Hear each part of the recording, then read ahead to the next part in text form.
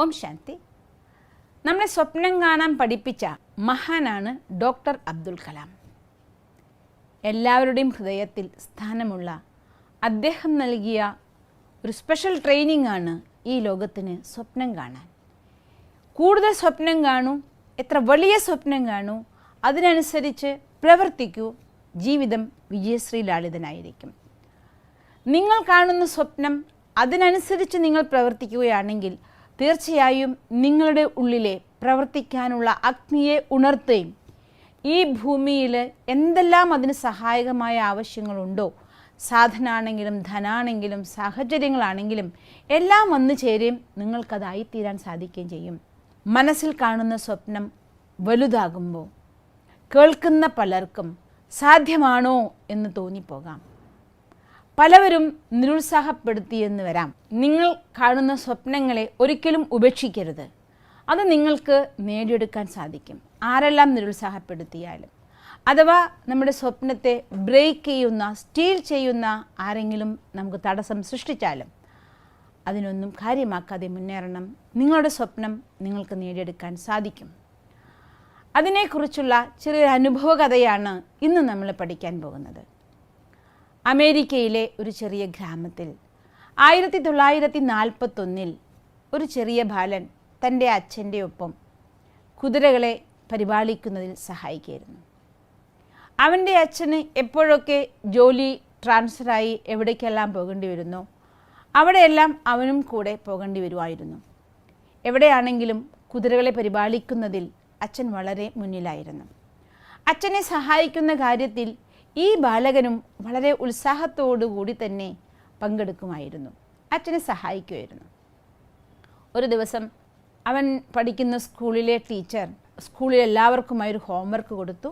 നിങ്ങളുടെ ഭാവി ലക്ഷ്യം എന്താണ് എന്ന് ഒരു വലിയ പ്രൊജക്റ്റ് തയ്യാറാക്കി കൊണ്ടുവരണം എന്ന് പറഞ്ഞുകൊണ്ട് ഒരു അസൈൻമെൻറ്റായി കുട്ടികൾക്ക് ഹോംവർക്ക് നൽകി. ഈ ബാലകനും വളരെ സന്തോഷത്തോടെ 7 പേജ് വരുന്ന വലിയൊരു അസൈൻമെൻറ്റൊക്കെ തയ്യാറാക്കി അവൻ്റെ പ്രൊജക്റ്റ് റെഡിയാക്കി ടീച്ചർക്ക് കൊണ്ട് സമർപ്പിച്ചു. ടീച്ചർ അവൻ്റെ അസൈൻമെൻറ്റ് നോക്കി, പ്രൊജക്റ്റ് നോക്കി. അവൻ ടീച്ചർക്ക് വിവരിച്ചു കൊടുത്തു, ഇത് 200 ഏക്കർ വരുന്ന വലിയൊരു ഹോഴ്സ് റേഞ്ചാണ്. ഇതിൽ ഈ കാണുന്നത് കുതിരകളെ കെട്ടാനുള്ള സ്ഥലമാണ്. ഇത് കുതിരകൾക്കുള്ള ട്രെയിനിങ് കൊടുക്കുന്ന സ്ഥലമാണ്. ഇതാണ് അതിൻ്റെ സ്റ്റോർ ഹൗസ്. ഇവിടെ 4000 സ്ക്വയർ ഫീറ്റിൽ എൻ്റെ വീടാണ്. ഇങ്ങനെ അതിമനോഹരമായിരിക്കുന്ന വളരെ പെർഫെക്റ്റ് ആയിരിക്കുന്ന ഒരു പ്ലാൻ, 7 പേജിൽ വരുന്ന വലിയൊരു പ്ലാൻ തയ്യാറാക്കിക്കൊണ്ട് അവൻ്റെ ഭാവി പ്ലാൻ അവൻ്റെ പ്രൊജക്റ്റായി ടീച്ചറെ കാണിച്ചു. ടീച്ചർ അത് വാങ്ങിവെച്ചു. എല്ലാ കുട്ടികളുടെയും അസൈൻമെൻറ്റ് തിരിച്ചു കൊടുക്കുന്നതിൻ്റെ ഒപ്പം ഇവനും ഇവൻ്റെ അസൈൻമെൻറ്റ് കിട്ടി. പക്ഷേ അസൈൻമെൻറ്റ് നോക്കി ബാലകൻ വളരെ മൂഡ് ഓഫ് ആയി. കാരണം അതിൽ ടീച്ചർ റെഡ് മഷി കൊണ്ട് F എന്ന് എഴുതിയിട്ടുണ്ടായിരുന്നു. വലിയ റോങ് ഇൻഡു ഇട്ടിട്ടുണ്ടായിരുന്നു, തെറ്റാണ് എന്നുള്ളതിന്. അവൻ അസൈൻമെൻറ്റുമായി ടീച്ചറുടെ അടുത്ത് ചെന്നു. ടീച്ചറോട് ചോദിച്ചു, ടീച്ചറെ എന്താണ് ഇതിൽ റോങ് ഉള്ളത്, എന്താണ് തെറ്റ്, ഞാൻ എഴുതിയതിൽ എന്താണ് തെറ്റ്? അപ്പോൾ ടീച്ചർ പറഞ്ഞു, സ്വപ്നമെല്ലാം കാണാം, പക്ഷേ അവനവൻ്റെ കൊക്കിലൊതുങ്ങുന്നതായിരിക്കണം. നീ എത്ര വലിയ പ്രൊജക്റ്റാണ് വരച്ചു വെച്ചിരിക്കുന്നത്. ഇതിൽ ഈ കുതിരകളെ വാങ്ങാനും ഈ സ്ഥലം വാങ്ങാനും തന്നെ എത്ര പൈസ വേണ്ടി വരും?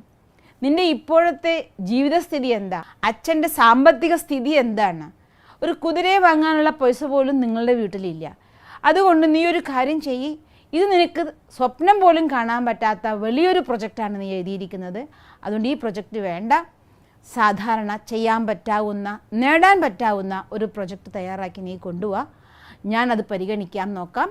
ഇതെന്തായാലും വേണ്ട, അതിലൂടെ ഞാൻ നിന്നെ പാസ്സാക്കി തരാം. ഈ പ്രൊജക്റ്റ് എനിക്ക് പാസ്സാക്കാൻ പറ്റില്ല. വിഷണ്ണനായിക്കൊണ്ട് ഈ ബാലൻ വീട്ടിലേക്ക് എത്തിച്ചേർന്നു. അച്ഛനോട് എല്ലാ കാര്യങ്ങളും പറഞ്ഞു. അച്ഛാ, സ്കൂളിൽ ഇങ്ങനെയൊക്കെ ഉണ്ടായി, ഞാൻ ഇത്രയും വലിയ പ്രൊജക്റ്റ് കൊണ്ട് കാണിച്ചു കൊടുത്തു, ഇത് എൻ്റെ സ്വപ്നമാണ്. ആ ടീച്ചർ പറയുന്നു എനിക്ക് സാധ്യമല്ല, ഈ പ്രൊജക്റ്റ് വേണ്ട എന്നാണ്. എല്ലാം കേട്ട് കഴിഞ്ഞപ്പോൾ അച്ഛൻ പറഞ്ഞു, ജീവിതം നിൻ്റെയാണ്, സ്വപ്നം നിൻ്റെയാണ്, തീരുമാനം നിൻ്റെയാണ്. ഇത്ര മാത്രം അച്ഛൻ പറഞ്ഞു. ബാലകൻ കുറേ ദിവസം ചിന്തിച്ച് ഒരു 7 ദിവസം നീണ്ട ചിന്തയ്ക്ക് ശേഷം വീണ്ടും പുതിയ പ്രൊജക്റ്റുമായി അവൻ ടീച്ചറുടെ അരികിലെത്തി. ടീച്ചർ പ്രൊജക്റ്റ് വാങ്ങി പരിശോധിച്ച് നോക്കി. ടീച്ചർ പറഞ്ഞു, ഇത് അതേ പഴയ പ്രൊജക്റ്റ് തന്നെയാണല്ലോ, നീ എന്താണ് ഇത് തന്നെ വീണ്ടും കൊണ്ടുവന്നിരിക്കുന്നതെന്ന്. ടീച്ചറോട് ദൃഢമായ ശബ്ദത്തിൽ അവൻ മറുപടി പറഞ്ഞു. അവൻ്റെ മറുപടി വളരെ ശ്രദ്ധേയമാണ്.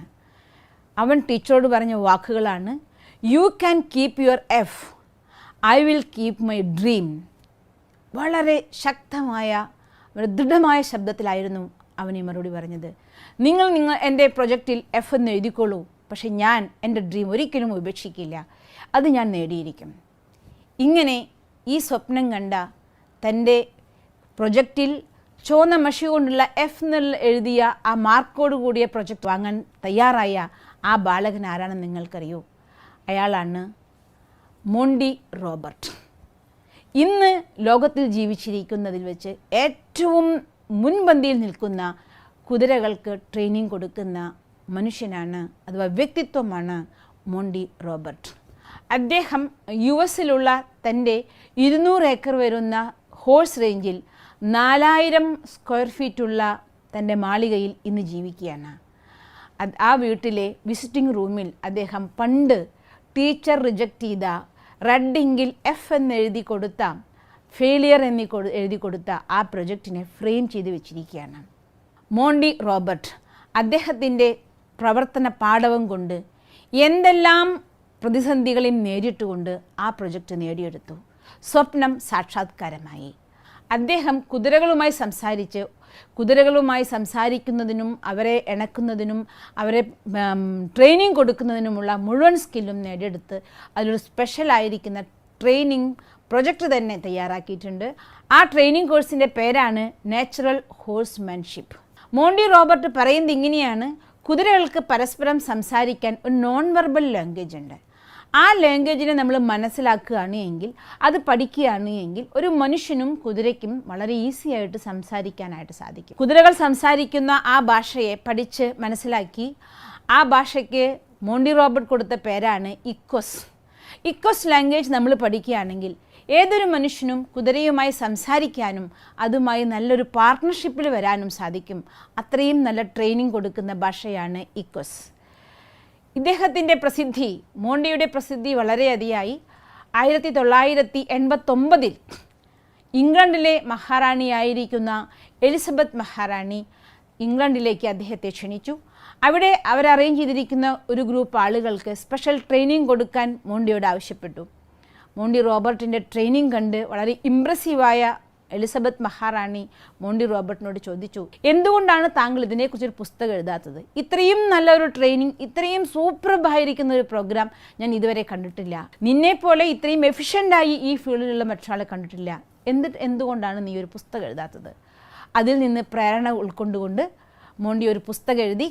1996 ആ പുസ്തകം, അതിൻ്റെ പേരാണ് the man who listens to horses. ഇത് 55 ലക്ഷം വിറ്റഴിയേണ്ടായി. 15 ഭാഷകളിലേക്ക് ട്രാൻസ്ലേഷൻ ചെയ്തു. മോണ്ടിയെക്കുറിച്ച് 3 ഡോക്യുമെൻ്ററികൾ തയ്യാറാക്കി.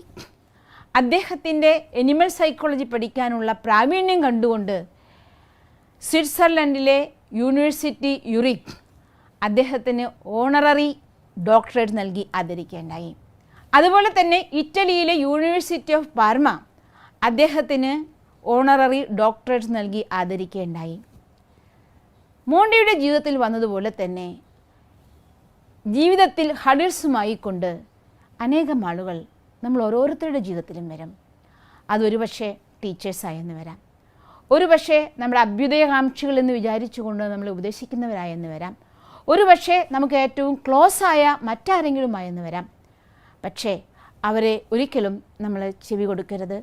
നിങ്ങളുടെ സ്വപ്നത്തിൽ നിങ്ങൾക്ക് വിശ്വസിക്കാൻ സാധിക്കുന്നുവെങ്കിൽ ആ സ്വപ്നത്തിൽ നിങ്ങൾ പ്രവർത്തിക്കൂ. തീർച്ചയായും ആ ലക്ഷ്യത്തിലേക്ക് നിങ്ങൾക്ക് എത്തിച്ചേരാൻ സാധിക്കും.